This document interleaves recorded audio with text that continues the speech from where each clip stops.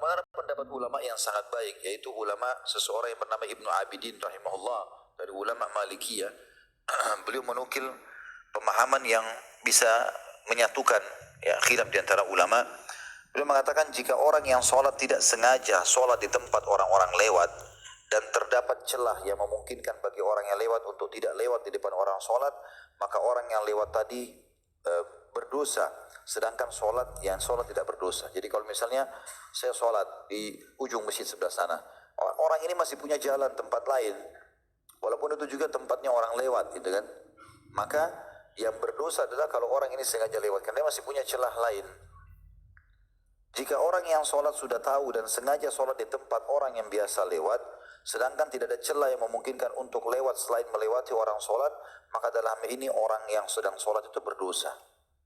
Kalau antum sengaja sholat, misalnya itu pintu masuk, berdiri dekat pintu, sholat, pasti orang lewat, bagaimana caranya? Antum yang salah. Ya. Ini masuk dalam masalah ini adalah di tempat tawaf. Hati-hati teman-teman sekalian, kalau lagi tawaf di Mekah, itu kan kata ulama hampir semua sepakat mengatakan lokasi tawaf yang lebih berhak adalah orang yang tawaf daripada orang yang sholat. Gitu. Kecuali kalau lagi diiqamahkan sholat lain, berbeda. Karena masuk waktu sholat, semua harus sholat kan. Walaupun antum sholat wajib, bisa datang sholat duhur, sholat asar wajib. Tapi orang-orang lagi tawaf, mereka lebih berhak daripada orang yang sholat. Karena antum masih bisa sholat di tempat lain. Mereka nggak bisa tawaf di tempat lain. Harus di situ. Ya. Maka ini berbeda sedikit. Kalau ada orang sengaja menahan tadi di tempat sholat seperti itu, tempat lewatnya orang, maka dia berdosa. Gitu kan? Maka ini tidak boleh.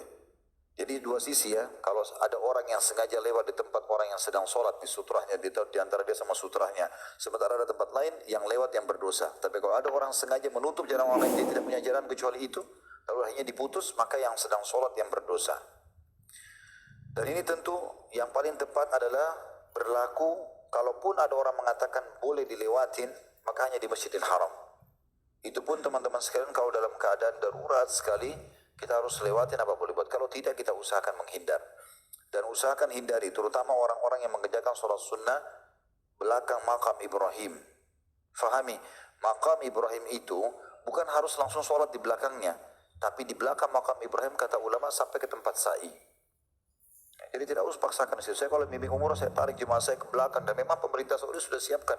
Sebelum tempat saya ada ditutup di situ khusus untuk tempat sholat laki-laki dan tempat sholat perempuan. Ada orang subhanallah tidak dia paksakan di situ. Orang lagi tawaf, lagi rame-ramenya dia sholat. Akhirnya ada yang lewat, ada yang injak kepalanya, kan orang tidak lihat. Nah di sini dia berdosa. Ya. Di sini dia berdosa, jadi tidak boleh. Sekarang tinggal muncul pertanyaan juga teman-teman berhubungan dengan bahasan kita. Apakah sholat akan menjadi batal dengan adanya seseorang yang lewat atau satu yang lewat? Maka di sini dibatasi teman-teman sekalian dengan sebuah hadis. Kalau ada antum lagi sholat, ada orang lewat, nanti kita jelaskan tugas kita menahan dia, ya, menahan baik di dadahnya atau di daerah lehernya, gitu kan. Kita tahan supaya dia jangan lewat. Peringatan pertama pelan, peringatan kedua kita bisa lebih keras dengan cara menepuknya atau mendorongnya, gitu kan. Nanti akan kita jelaskan perilaku Imam Ahmad rahimahullah berhubungan dengan masalah itu, dan juga perilaku beberapa sahabat Nabi yang memang melakukan itu. Kalau sholat sendiri ya, kalau sholat berjamaah jangan dilakukan tentunya itu karena imam. Kalau ada orang tetap kita sudah tahan, tetap dia ngotot lewat, maka kita nggak batal sholatnya, dianya berdosa. Ada satu keadaan di mana bisa batal sholat kita, yaitu kalau tiga ini lewat di depan kita. Disebutkan dalam hadis yang sahih riwayat Muslim nomor 511, kata Nabi SAW, yaqta'us shalah al-mar'atu wal-himaru wal-kalbu wa yaqi dzalika mithlu muakhiratir rajul atau rahil, muakhiratir rahil, muakhiratir rahil. Lewatnya wanita, keledai dan anjing itu akan membatalkan sholat. Itu akan dapat dicegah dengan menghadap pada benda yang setinggi bagian belakangnya binatang. Ya, maksudnya setinggi pahanya binatang. Kalau ada sesuatu lalu orang itu tiga ini lewat di depan sana, maka nggak ada masalah. Tapi kalau lewat di depannya, maka ini ya bisa batal. Dan sebagian ulama mengatakan dimaksud dengan anjing adalah anjing hitam secara khusus. Ini langsung batal sholatnya. Karena itu dikuatkan dengan hadis riwayat Tirmidzi yang lain, di mana Nabi SAW mengatakan, "Idza shalla ar-rajulu wa laysa baina yadayhi ka akhiratir rahil, au kawasitatir rahil quti'a salat quti'a salatuhul kalbul aswad wal mar'atu wal himar. Jika salah seorang dari kalian solat dan ia tidak menghadap sesuatu yang tingginya setinggi ujung pelana atau bagian tengah pelana, maka solatnya bisa dibatalkan oleh anjing hitam, wanita dan keledai. Dan ini hampir disepakati oleh para ulama, walaupun wanita itu sendiri dilewati oleh wanita yang lainnya. Apa hikmahnya? Allahu alam. Ini perintah Allah dan Rasulnya. Tentu tidak semuanya harus kita tanya kenapa, gitu kan? Kecuali ada penjelasan. Karena kalau kita buka pertanyaan kenapa pada setiap hukum syar'i, nanti banyak yang kita protes ya. Kenapa sholat maghrib 3 rakaat, kenapa isya 4? Akhirnya sampai ke diri kita sendiri kita protes, kenapa kuping 2, kenapa mata 2, ya. Kenapa ini rambutnya keriting, kenapa ini rambutnya lurus? Itu tidak perlu. Kalau ada penjelasan baru kita tanya atau kita ambil. Tapi kalau tidak ada penjelasan maka sudah cukup ya untuk kita terima.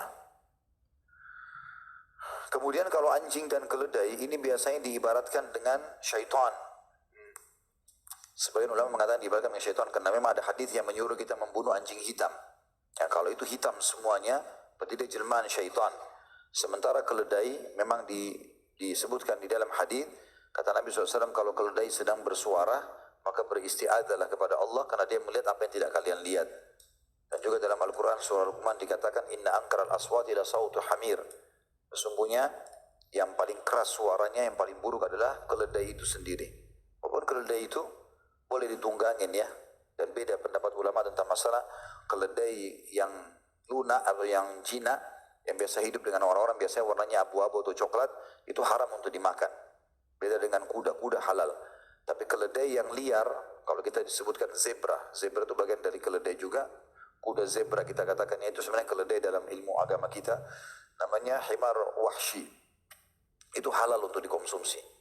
Tapi intinya keledai ini dilarang juga diantaranya kata sebagian ulama karena keledai ya dia bersuara yang sangat ribut dan kadang-kadang juga dia bisa melihat syaitan, maka bisa terpengaruh bagi konsentrasi orang yang sholat, atau memang dia kadang-kadang lambat sekali. Dan keledai itu dia beda dengan kuda. Kuda mungkin kalau kita kasih isyarat untuk mengusir dia bisa jalan. Tapi kalau keledai, kalau dia mau berhenti, biar dipukul dia tidak berhenti, dia tidak jalan. Ya. Makanya biasanya orang-orang sering memberikan isyarat dengan orang dungu itu dengan keledai. Ya. Juga dalam Al-Quran dalam surah Jumat disebutkan ya, perumpamaan orang yang memahami kitab Taurat dari ahli kitab, atau juga dalam orang memahami Al-Quran kalau kaum muslimin tapi tidak mengamalkan, kata Allah kamathalil himari yahmilu asfara, mirip seperti keledai yang memikul kitab-kitab. Jadi walaupun keledai itu kuat, dia bisa pikul banyak buku kitab mungkin sampai 20-30, dan ada gunanya dia nggak bisa baca. Ini diisyaratkan oleh Allah Subhanahu Wa Taala seperti orang yang bisa baca buku, faham teori tapi dia nggak praktekin, mirip dengan keledai tadi. Allahu a'lam. Kemudian juga teman-teman sekalian, ada pendapat Syekh Utsaimin rahimahullah yang bijak dalam masalah ini. Karena pendapat umumnya ulama mengatakan, pokoknya 3 ini kalau lewat, wanita, keledai dan anjing hitam lewat, sudah ditahan atau tidak, batal sholat. Khusus 3 ini. Yang lain kalau masih lewat, pada manusia, yang laki-laki misalnya, anak kecil, gak batal semua. Kalau 3 ini langsung batal. Tapi Syekh Utsaimin rahimahullah mengatakan ini butuh rincian. Beliau menitik beratkan poin penting di sini. Beliau mengatakan kalau seandainya orang itu lalai, misalnya dia sholat, dia udah tahu nih ada perempuan mau lewat, dia sengaja nggak tahan, dia nggak kasih isyarat dari jauh supaya jangan lewat, atau dia tidak berusaha menahan keledai yang mau lewat, atau anjing, ya tidak berusaha maka batal langsung. Tapi kalau dia sudah berusaha, kemudian tetap maksa lewat, maka ini tidak batal. Kalau Syekh Utsaimin rahimahullah berpendapat seperti itu, karena beliau mengatakan tentu akan tidak mungkin kita menghakimi orang yang sudah berusaha dengan orang yang tidak berusaha. Allahu a'lam, ini ijtihad tentunya ya. Kemudian teman-teman sekalian, tentang masalah kita sendiri, kalau kita sedang sholat, sangat dianjurkan kita untuk mencegah, dan ada 2 riwayat. Tadi sudah saya bacakan 2 riwayatnya. Riwayat yang pertama menggunakan lafadz fal yuqatilhu. Kalau seseorang di antara kalian sedang sholat, kemudian ada orang yang lewat, maka dia berusaha menahannya, Kalimat pertama falyadfa'hu, tahan dulu dia. Kalau dia tetap ngotot dikatakan fa in aba falyuqatilhu. Makna qital ini luas sekali maknanya. Karena dalam jihad, dalam perang Allah mengatakan juga qital. Ya, memerangi orang-orang kafir di medan perang Allah gunakan kalimat qital. Perangi mereka. Ya, bunuh mereka. Dengan bahasa itu kalau di kancah peperangan ya. Tapi di sini juga Nabi SAW gunakan kalimat itu. Kalau dia menolak maka qatilhu. Ulama berbeda pendapat apakah qatil ini sama dengan makna kalau orang lagi jihad. Orang kalau lewat kita tahan dia tidak mau bunuh saja. Gitu kan? Atau seperti apa maknanya? Maka pendapat yang paling tengah di sini mengatakan bahwasanya fal yuqatilhu maknanya dia tahan dengan keras. Ya, pertama dia dengan lembut dulu kasih isyarat. Kalau orang itu faham dia langsung pergi alhamdulillah. Kalau tidak, maka kita ngotot, keraskan tangan kita supaya jangan sampai dia lewat. Karena Nabi SAW larang memang itu. Dan Nabi mengatakan tahan dia ya, dengan keras karena dia adalah syaitan. Makna yang lain, ya, sesungguhnya bersama dia syaitan, qarin, pendampingnya, yang membisikkan dia untuk melewati orang yang sedang sholat. Makanya ada kalimat di sini, falyadfa'hu. Maka dia dorong dia. Kalau tidak mau, maka dia harus dengan keras. Disebutkan dalam sebuah riwayat bahwasanya Imam Ahmad rahimahullah pernah sholat bersama dengan beberapa muridnya, kemudian ada orang yang mau lewat di depannya. Maka beliau pun menahannya dengan lembut kata muridnya, memberikan isyarat dengan tangannya ke depan. Pada saat orang itu tetap